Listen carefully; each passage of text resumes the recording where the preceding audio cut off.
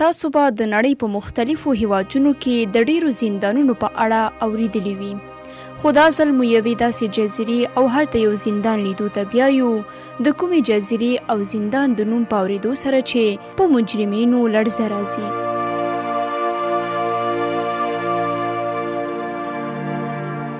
د شیطان جزیره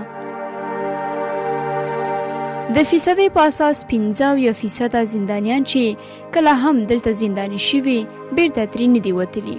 نو که چیرته زندانیان بیا هم دومره چانس لري ولې په تېښته نه دي بریالي شوي. دغه جزیره له وچې سره 15 کیلومتره واټن لري، یعنی هغه واټن چې د نړۍ خطرناکو نهنګانو لخوا محاصره ده.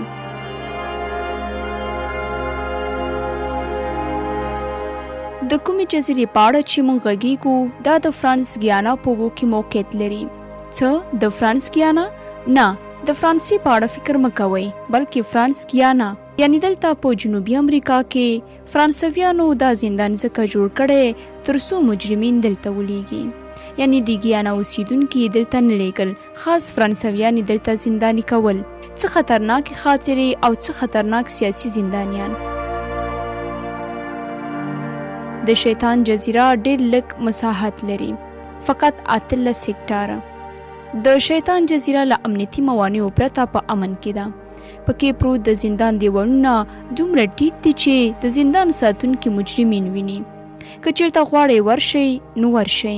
ټیټ دیوالونه او خطرناکې اوبه، کومې اوبه چې له ډېر خطرناکو نهنګانو او سمندري بلاو څخه ډکې دي. په 19مه پیړۍ کې فرانسویانو مجرمین له لرګي جوړې کشتۍ کې کېنول تر څو کشتۍ په سمندر کې په حرکت راولي تر هغې چې مړې شي. دوی دا د زندانیانو لپاره غوره جزا ګڼله، خو کله چې پرمختللې موډرن کشتۍ اختراع شوې نو د زندانیانو لپاره یې دغه جزیره وټاکله. په لومړیو وختونو کې مجرمین دلته راوړل، دوی به یې په داسې حال کې خوشي کول چې هیڅ هم دلته شتون نه درلود، تر څو په خوشي ځمکه مړه شي او مړه کېدل هم. په 1852 فرانسه کې د دریم ناپلیون په راتګ سره نوموړي داسې تصمیم ونیو چې له مخې په دغه جزیره کې یو داسې زندان جوړ کړي تر څو ټول خطرناک زندانیان پکې زنداني کړي. په لومړیو کې مو باور نه راته، خو د معتبرو سرچینو له مطالعې وروسته مو باور وکړ چې د زندان له جوړېدو وروسته هغوی 80,000 زندانیان دلته ولیږل. د زندان ساتونکو به چې زندانیان لیدل نو هغو به ویل تاسو ډیر بختور یاست، د دې پر ځای چې ناپلیون مو سر پرې کړي تاسې دلته راولېږلی نو ناشکري به نه کوئ. دې جزیرې ته یې بندیان د کشتیو په سینو او امبرخونه کې بارول، داسې لکه اوسني قاچاقبران چې په غیر قانوني توګه انسانان اروپا او نورو هیوادونو ته وړي. که کوم بندي به په لاره کې مړ کېده د هغه جسد به یې اوبو ته غورځوو. که چیرته کوم زنداني د کشتۍ په امبرخونه کې شکایت یا غالمغال کوو، د کشتۍ ساتونکو به د کشتۍ له پورتنۍ برخې پر هغوی جوش اوبه اچولې. نه دا چې یوازې شورشي به وژل کېده، هغه د چا خبره، د وچو له کبله به لامده هم سوځېدل او ورسره به 15 نور هم مړه کېدل. علاوه له دې چې دوی په دغه جزیره کې زندان جوړ کړی وو، ترڅنګ د زندان پرسونل ته څو کوچني کورونه هم جوړ کړي ول، کومو چې همالته ژوند کوو. یو ځل 4 تنه زندانیان له زندان څخه د تېښتې هڅه کوي.